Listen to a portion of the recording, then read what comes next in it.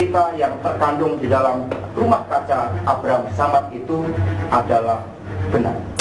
Saya sampaikan hari itu ketika saya ceritakan kepada Bapak Abraham Samad, dia mengatakan, ya saya tahu bahwa karena saya sudah melakukan penyadapan, bahwa saya tahu yang menyebabkan kegagalan saya ini adalah Bapak Budi Gunawan. Bapak Abraham Samad selalu menggunakan ini. Ini di CCTV-nya ada. Inilah warnanya persis seperti ini, warna hijau.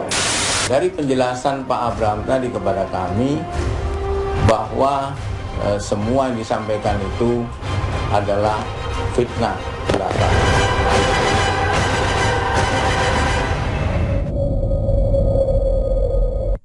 Tetap nyatakan bahwa sebagian besar cerita yang terkandung di dalam Rumah Kaca Abraham Samad itu adalah benar.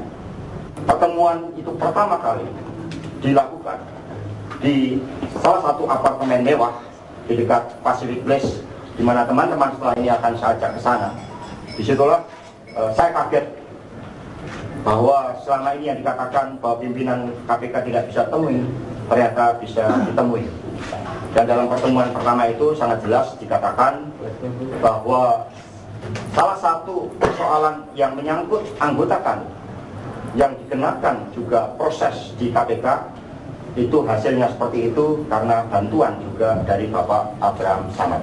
Nah, dari penjelasan Pak Abraham tadi kepada kami bahwa semua yang disampaikan itu adalah fitnah belaka. Jadi Pak Abraham membantah dengan keras apa yang dituduhkan oleh Pak Hasto CS tadi ya dalam konferensi pers yang sudah di. Baik, selamat malam Bapak-Bapak dan Ibu. Malam ya. Ini kita kasih judul Hasto Seruduk Samad itu bukan secara harfiah ya, tapi pastinya ini kemudian bergulir setelah isu soal Komjen Pol Budi Gunawan terus bergulir. Saya ingin klarifikasi dulu ke Mbak Ria, karena kan tadi Mas Hasto yang bilangnya, benar tidak nih soal PDIP sudah membicarakan ini dari beberapa waktu lalu atau bagaimana Mbak Ria? Beberapa hari yang lalu saya memang bertemu dengan Mas Hasto. Oke. Dan beliau memang bicara sama saya tentang itu, tentang hal ini. Tapi pada saat itu pembicaraan itu lebih kepada kegalauan beliau, okay. Gitu ya. Dan detail dia ceritakan sebetulnya. Dan saya tentu sebagai orang hukum atau sebagai Komisi 3 yang juga pernah duduk melahirkan KPK pada tahun 2002, agak tertegun saya karena buat saya ini sangat serius ya, dan saya sempat tanyakan, toh ini ada bukti nggak gitu. Karena kalau kita bicara hukum tentu harus ada bukti, harus ada saksi dan lain sebagainya. Dan Mas Hasto firm sekali kepada saya waktu itu, mengatakan firm Mbak Ria gitu. Pertanyaan saya Mbak Ria, kenapa baru dikeluarkan saat ini oleh Mas Hasto? Kalau itu harus tanya sama Mas Hasto, karena beliau yang mengalami, beliau yang merasakan. Jadi kalau tadi Mbak Anggi tanya apakah Mbak Ria sudah dengar atau apa, saya juga harus jujur mengatakan 2 atau 3 hari yang lalu saya sudah dengar langsung dari Mas Hasto, tapi bahwa kemudian tiba-tiba hari ini beliau mengeluarkan kegalauannya, ya saya pikir itu perlu keberanian beliau dan pertanggungjawaban beliau itu tentu tidak main-main. Pertanyaan saya, ini suara Mas Hasto atau suara PDIP? Saya yakin itu suara Hasto secara pribadi karena beliau galau sekali. Jadi bahwa kemudian banyak orang berasumsi ini juga suara PDIP dan lain sebagainya, saya pada posisi tidak mau menanggapi semua asumsi yang ada, karena kalau asumsi kita tanggapi satu persatu itu akan letih dan lebih baik kita lihat fokus pada persoalan yang ada. Baik, Pak Bibit, melihat kondisi seperti ini, apakah Anda punya analisa tersendiri ini adalah sebuah serangan terhadap KPK di saat pemberantasan korupsi sedang cukup sensitif, Pak Bibit? Memang kita ini kan bergerak di antara kepentingan ya. Kepentingan satu, kepentingan yang lain. Ya. Sepanjang kepentingan itu sejajar nggak masalah. Tapi kalau kepentingan itu sudah nggak sejajar, itu akan timbul masalah. Oke. Nah, tentunya KPK ini ya mungkin perlu dikaji kembali. Sudah benarkah orang-orang yang dipilih oleh tim independen itu harus dibawa ke DPR untuk dipilih lagi gitu kan? Berarti kan dimasukkan ke ranah politis. Ya, di situ. Jadi ini tidak sejajar. Oh, ya saya kira nggak sejajar, sepanjang sejajar seperti halnya korupsi pada umumnya. Korupsi pada umumnya itu terjadi karena korupsi berjamaah. Sepanjang jamaah itu tetap amin gitu ya, ya amin. Imamnya ngomong terakhir bahwa betulin amin, nggak ada yang ketahuan. Tapi kalau salah satu ada yang ngomong aman, tuh ada apa ini kamu ngomong aman, gitu ya. Nah sehingga kepentingannya udah nggak sejajar lagi. Itulah friksi dan bahkan bisa berkembang menjadi konflik. Kalau friksi itu sendiri tidak bisa ditangani secara cepat dan secara tegas, secara lugas, secara benar. Gitu. Bagaimana dengan posisi ada bukan tudingan ya, tapi menurut Mas Hasto ini Abraham Samad berpolitik dengan melakukan pertemuan dengan PDIP sebanyak 6 kali. Nah itu dia sekarang dibenarkan nggak sih seorang pimpinan KPK itu masuk ranah politik gitu ya? Dibenarkan nggak? Aturannya melarang atau tidak? Artinya Abraham Samad ketemu tokoh-tokoh politik ya, politikus katakanlah gitu ya. Benar nggak sih ini gitu ya? Melanggar aturan nggak? Melanggar kode etik atau tidak? Nah sekarang apalagi diisukan lagi mau minta jadi cawapres. Nah kalau kita lihat ya, kita lihat ada tudingan mengincar kursi cawapres kala itu ya. Mengincar kursi cawapres. Sekarang syaratnya cawapres itu apa? Kan warga negara Indonesia kan, Abraham Samad warga negara Indonesia, ya boleh-boleh saja. Nah kemudian kalau dia akhirnya dia ketemu orang politis, karena apa? Karena memang harus lewat politik toh untuk pencalonan itu. Kalau Mas Ganjar bisa menempatkan skala prioritas yang harus dibahas terlebih dahulu dalam bola salju ini, mana yang sebenarnya harus digarisbawahi, ini keliru untuk dimasukkan dalam posisi ini? Misalnya saja, kenapa baru sekarang, misalnya Mas Hasto mengeluarkan kegalauannya ini soal Abraham Samad?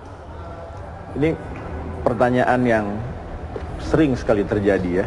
Kalau ada orang mengungkapkan sesuatu, kenapa baru diungkap sekarang? Kenapa KPK baru mentersangkakan Pak BG sekarang? Kenapa? Terus pertanyaannya gitu.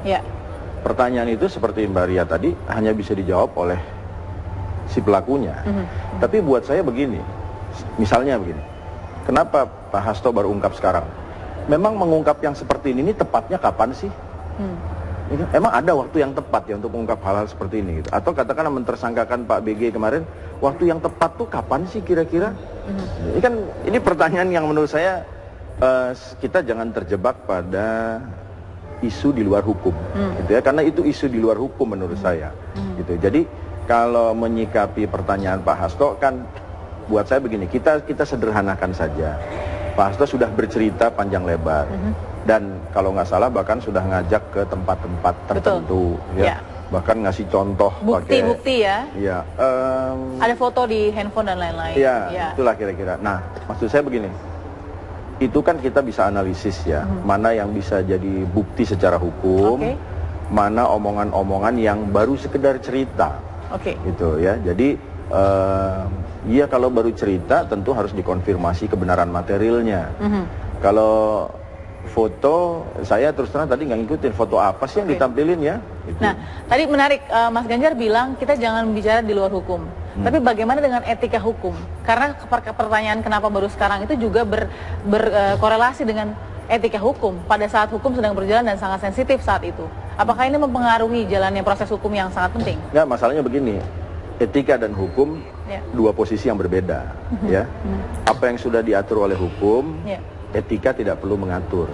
Sudah dilarang membunuh, nggak perlu lagi kita atur bagaimana membunuh yang etik. Gitu kan kira-kira. Nah, jadi etika ini tentu pedoman perilaku, menyangkut ukurannya kan patut tidak patut, baik atau buruk, bukan benar salah ukuran hukum.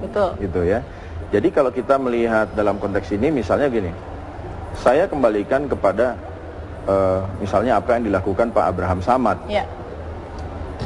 Orang mau jadi presiden, wakil presiden, menteri dan lain-lain bukan kejahatan. Betul. Dan bukan juga perbuatan dosa. Betul. Ya, tinggalkan begini, kita harus melihat kembali kepada posisi diri sendiri. Ya, dalam kapasitas sebagai pimpinan atau ketua KPK misalnya, kan harus tahu apa yang dilarang, apa yang tidak, apa yang patut, apa yang tidak. Misalnya beginilah, dari cerita Pak Hasto tadi kan harusnya kita mulai dengan begini. Let's say, katakanlah ini pertemuan ada. Oke. Yang ngajak siapa sih? Yang ngundang siapa? Cara ngundangnya bagaimana? Ya kan? Itu yang tidak diungkapkan. Kalau ada SMS di dalam keterangan pers ya. Iya, kalau ada SMS kan kita bisa buka. Baik, nanti Mbak Ria akan jawab, ternyata diungkapkan. Nanti Mbak Ria akan menjelaskan. Saya tadi nonton. Iya, nanti baik. Mbak Ria bisa menjelaskan, tapi kita harus lihat dulu ada informasi juga. Ini ada perkembangan terbaru dari Kampung Pulo yang terendam banjir kembali. Sudah ada rekan kami di sana, Stefanus. Cerita yang terkandung di dalam rumah kaca Abraham Samad itu adalah benar. Saya sampaikan hari itu ketika saya ceritakan kepada Bapak Abraham Samad, dia mengatakan, ya saya tahu bahwa karena saya sudah melakukan penyadapan, bahwa saya tahu yang menyebabkan kegagalan saya ini adalah Bapak Budi Gunawan. Bapak Abraham Samad selalu menggunakan ini. Ini di CCTV-nya ada. Inilah warnanya persis seperti ini, warna hijau. Dari penjelasan Pak Abraham tadi kepada kami bahwa semua yang disampaikan itu adalah fitnah belaka.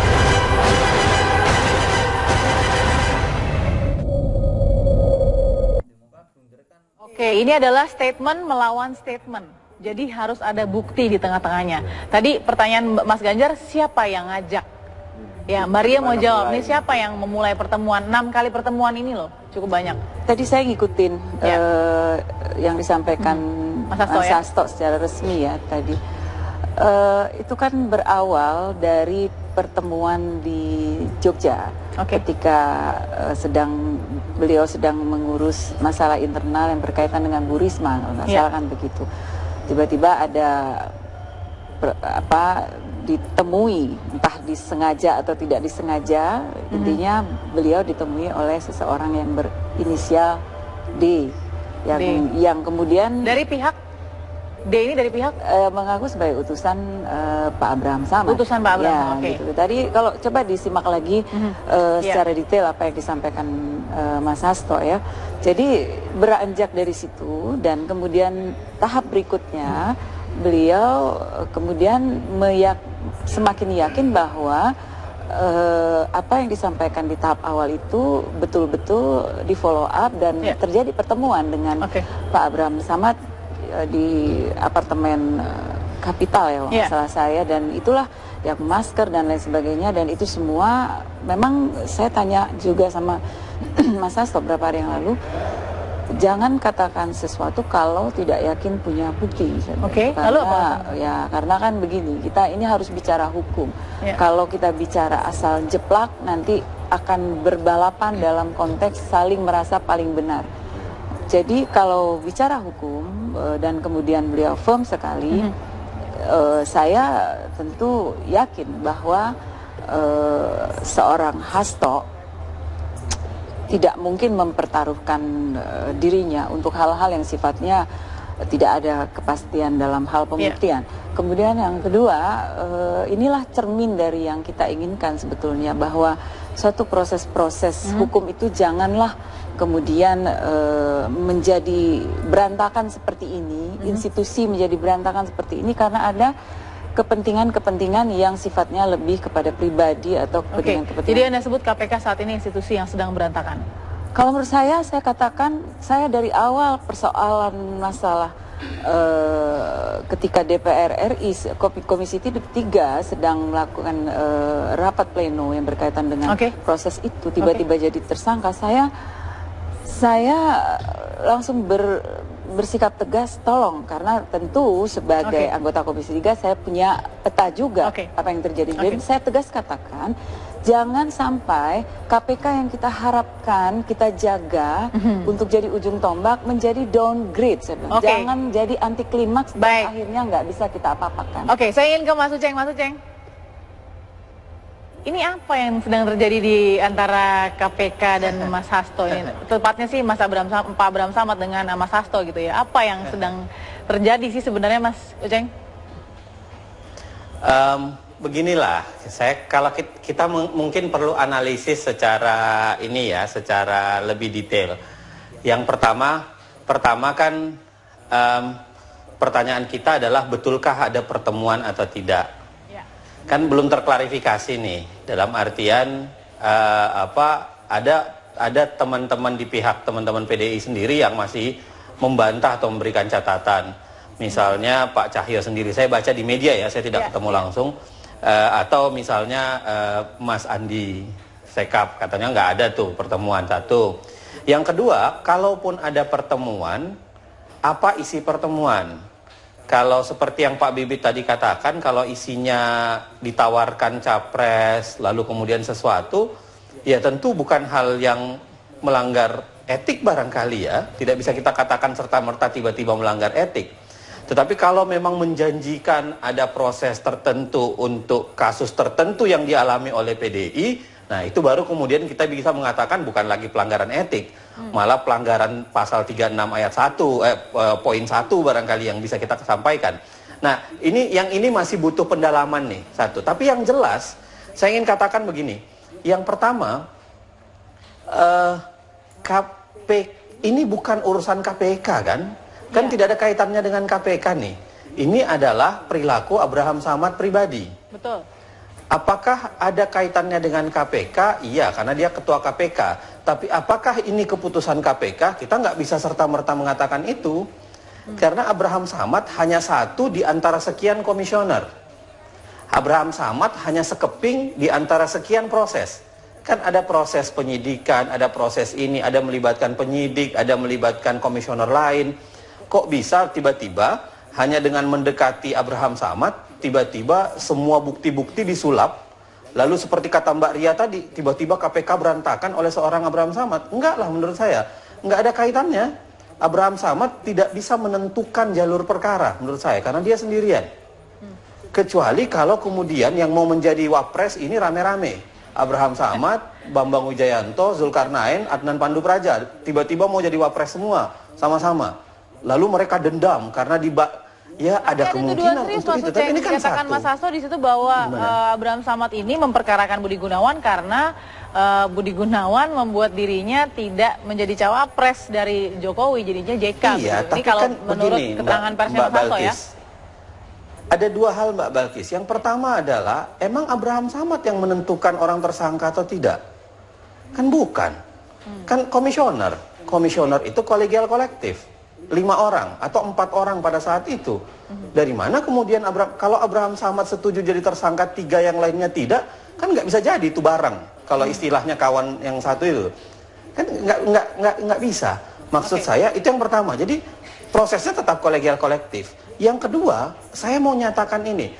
Saya termasuk orang yang tidak terlalu peduli sih dengan motifnya orang. Yang paling penting dilacak adalah apakah BG melakukan tindakan koruptif atau tidak. Saya tidak terlalu peduli Pak Abraham Samad mau balas dendam sehingga kemudian yang paling harus dilacak apakah memang itu perkara korupsi atau tidak. Kalau bukan perkara korupsi, begitu ya? Iya, kalau itu bukan perkara korupsi lalu dibuat-buat seakan-akan korupsi oleh Abraham Samad, kita hajar Abraham Samad. Tapi kalau memang kasus korupsi lalu Abraham Samad sedikit merasa dendam, ya apa yang salah menurut saya kan? Pak Bibit, bukan hal yang paling utama itu. Saya hargai apapun lah pendapat dari Mas Uceng ya tadi ya. Tapi KPK ini kan juga dibentuk, kemudian ada juga yang namanya etika yang dibuat oleh keputusan yang berkaitan dengan etika. Okay. Ya, kita catat betul. Jadi kalau dibilang tidak masalah, apapun yang dilakukan oleh seorang ketua KPK yang kebetulan bernama Abraham Samad, saya pikir itu harus difikirkan lebih dalam, dicermati. Apakah benar begitu? Oke. Karena Mbak gini, Ria, Anda salah tanggap nih, Mbak Ria nih. Bukan nggak ada masalah. Bukan nggak ada masalah. Ada garis tegas antara lain di pasal 6. Tidak boleh atau menarik garis tegas tentang apa yang patut, layak, dan pantas dilakukan dengan apa yang tidak patut, tidak layak, dan tidak pantas dilakukan.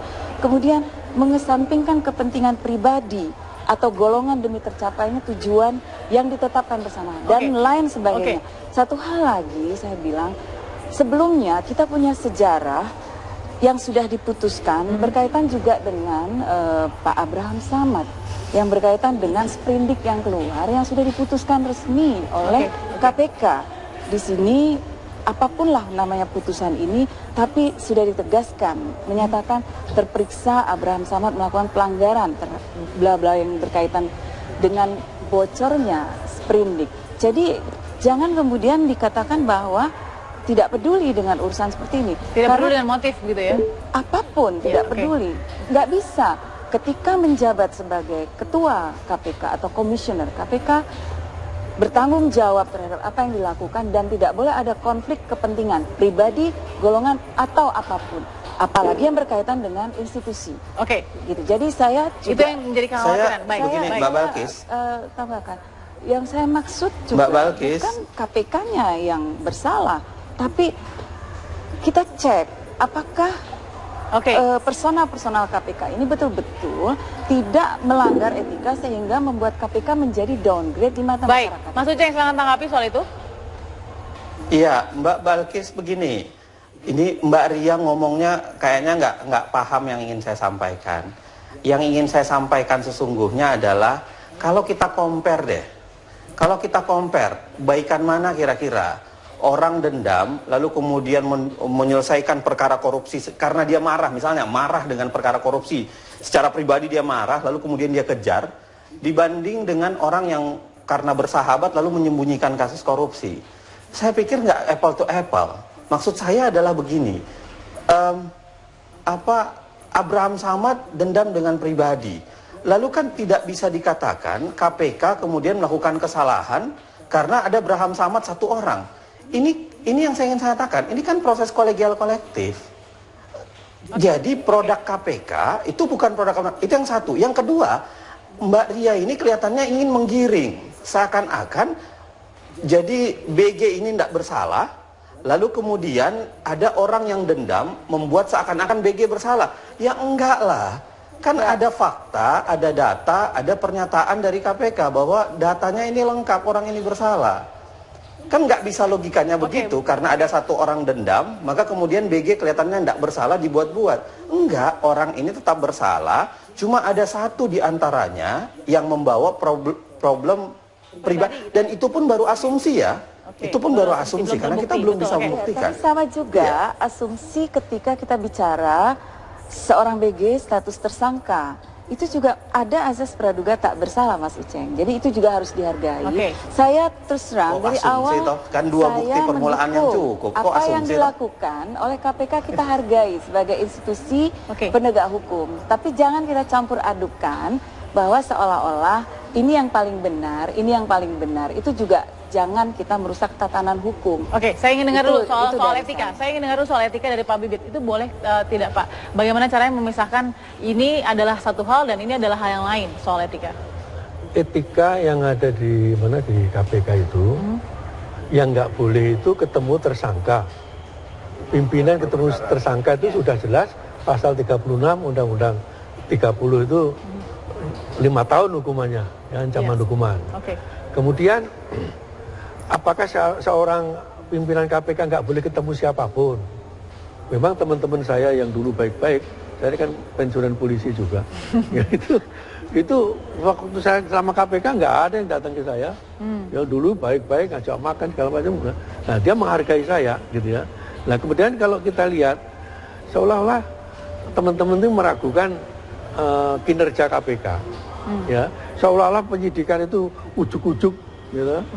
Nah sekarang kalau kita lihat kenapa sih Budi Guna BG itu ditersangkakan, itu sejak saya jadi pimpinan KPK tuh sudah diselidiki dia. Dan ada indikasi.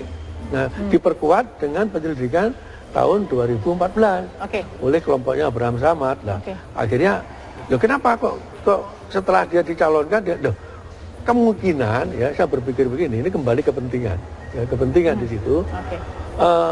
KPK pengen melindungi pemerintahan ini supaya tidak menjadikan koruptor menjadi pemimpin di satu instansi. Apalagi penegak hukum begitu ya. Penegak hukum. Baik. Itu. Mas Ganjar, saya ingin dengar, ini kan tuduhannya serius dari Mas Hasto ya. Ini bisa masuk ke ranah pidana tidak kalau KPK kemudian mengajukan tuntutan begitu?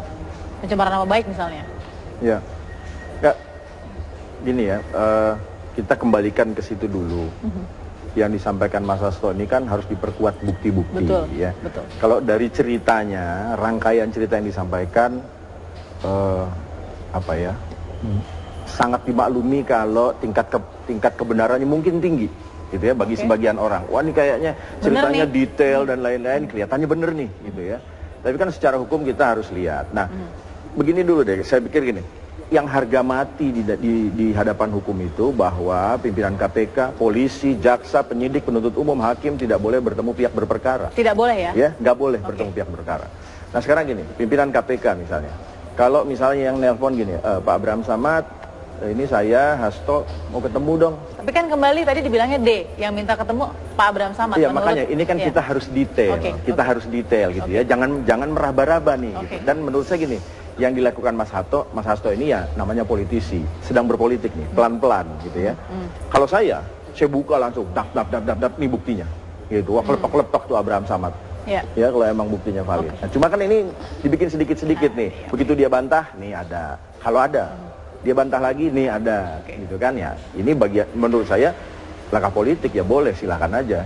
Gitu. Jadi buat saya yang paling penting adalah bagaimana mendalami apa yang dikisahkan oleh Pak Hasto itu sebagai kebenaran material atau tidak.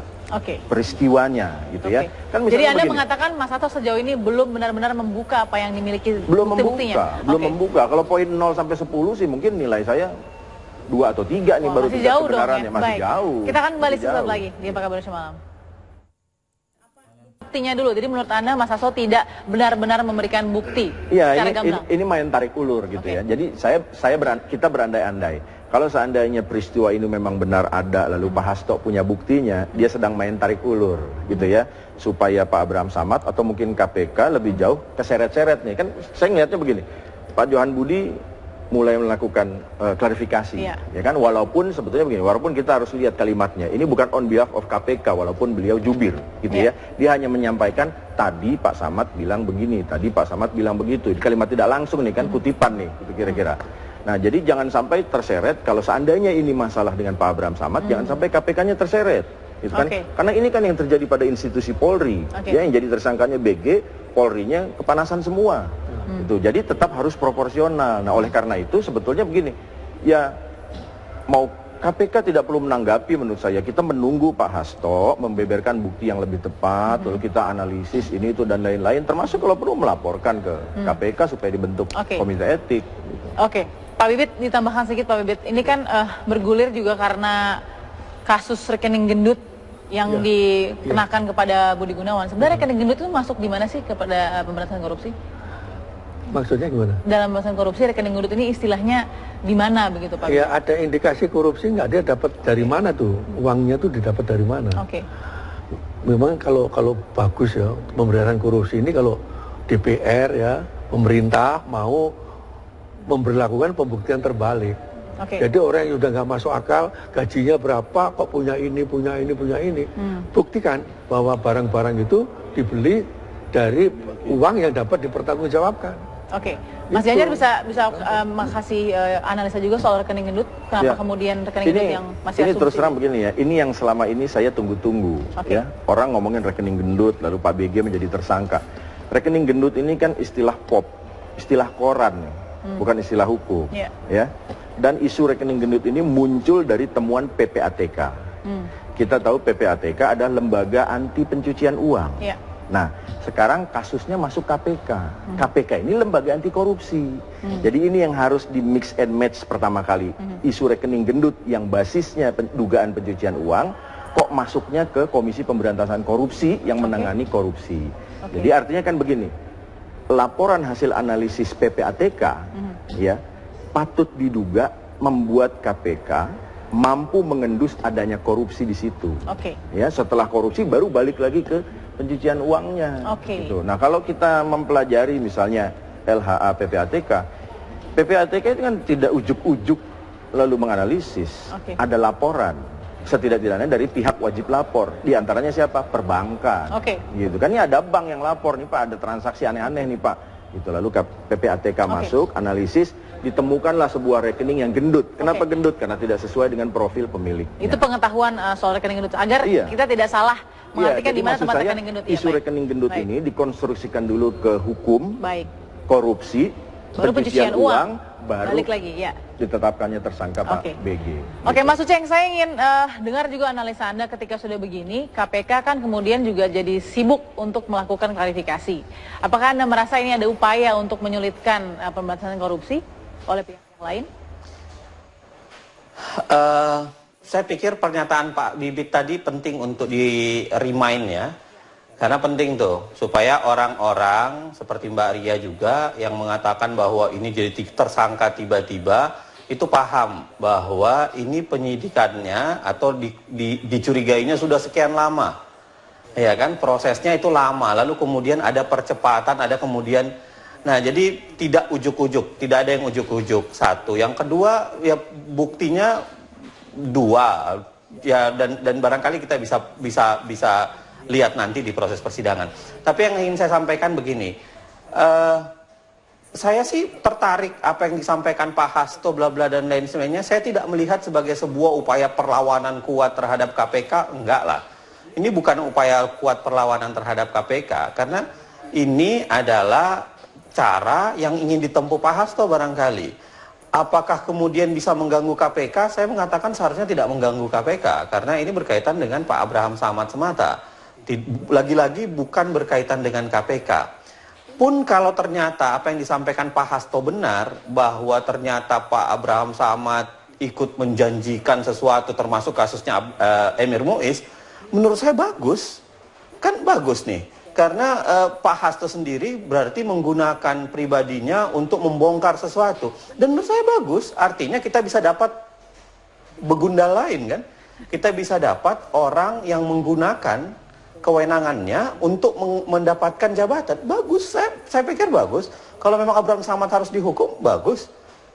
Tapi tidak ada masalah di situ. Tak bisa dipungkiri juga bahwa posisi Mas Hasto ini juga posisi yang cukup penting di PDIP. Dia sebagai PLT Sekjen PDIP yang pasti juga berpengaruh. Itu dia yang barangkali orang curigakan. Orang curigakan. Saya tidak berpretensi untuk mencurigai ini politisi, ini. Saya nggak terlalu berpretensi. Karena bagi saya yang penting orang ini memang penjahat atau enggak. Baik. Setelah ini saya ingin tanya ke Pak Bibit. Apakah dalam pengalaman Anda Pak Bibit, silahkan, proses politik seperti ini yang sedang terjadi bisa mempengaruhi jalannya proses hukum yang Anda kerjakan atau tidak? Tapi nanti Pak Bibit jawabnya. Kita harus jeda dulu sesaat lagi bersama kami. Plan dari masing-masing narasumber tadi, Pak Bibit, saya ingin tanya, pengalaman Anda itu apakah pernah mengganggu proses politik seperti ini terhadap pemberantasan korupsi? Yang jelas begini ya, kasus-kasus yang ditangani oleh KPK itu berbau politis. Semua kasus. Jadi kita nangani wali kota, nangani bupati, itu ada unsur politisnya di sini, sehingga apakah ini mempengaruhi? Pengaruh ya ada ya, tapi tentunya integritas dari penyidik-penyidik kita di sana itu hebat, saya bilang.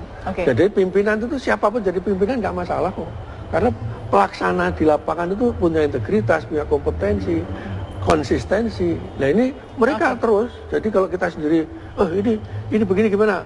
Diselidiki nggak ada ya sehingga selesai. Padahal ada yang bergebu-gebu. Nah, kemudian yang penting bagi kita, penegak hukum tuh harus independen. Tidak bisa diintervensi oleh siapapun. Dan ini memang nggak enak memutuskan hubungan segala macam itu. Ya, yang kedua, ya masalah-masalah politis mestinya ya bagaimana kita melaksanakan perhelatan politis ini juga berdasarkan aturan hukum. Oke, Gitu. Maria, bagaimana setelah ini? Anda akan mungkin membantu Mas Hasto untuk mengeluarkan bukti? Kalau saya lebih menyarankan dipercepat saja bentuk komite etik. Kan kita perlu pembuktian. Jadi biarkan melalui satu prosedur yang benar, yang sudah diatur oleh undang-undang, diatur juga oleh KPK. Jadi kita tidak usah banyak berasumsi dan saya harus meyakini bahwa apa yang disampaikan oleh Mas Hasto itu benar karena kebetulan beliau bicara dengan saya dan saya tanyakan. Adakah keyakinan, adakah bukti, dan itu berapa hari yang lalu. Hari ini beliau sampaikan dan menurut saya bisa dipercaya gitu ya. Saya akan tentu saya harus percaya gitu ya, kecuali nanti pada proses pembuktian di selanjutnya secara benar dan prosedural secara itu ternyata tidak benar. Kalau sekarang saya meyakini itu bahwa apa yang disampaikan oleh Mas Hasto tidak mungkin main-main. Baik, Mas Ganjar? Saya maunya semua orang omongannya bisa dipercaya. Tapi kalau omongan Pak Hasto dan Pak Abraham Samad berseberangan, kan kita harus membuktikan mana yang betul-betul bisa dipercaya. Ya. Nah, bagian itu kita tunggu drama berikutnya. Tidak lama-lama, harus cepat ya. Mudah-mudahan lebih cepat lebih baik. Di samping begini, ada yang harus hati-hati. Pak Hasto harus hati-hati, ini masalah pribadi, atau dalam kapasitasnya sebagai PLT Sekjen, ini nanti partai bisa ke bawah-bawah, atau sebagai mantan tim waktu Pak Jokowi mau bentuk kabinet, nanti Presiden bisa ke bawah-bawah. Ya, sebaliknya dari KPK-nya juga begitu, proporsional, profesional.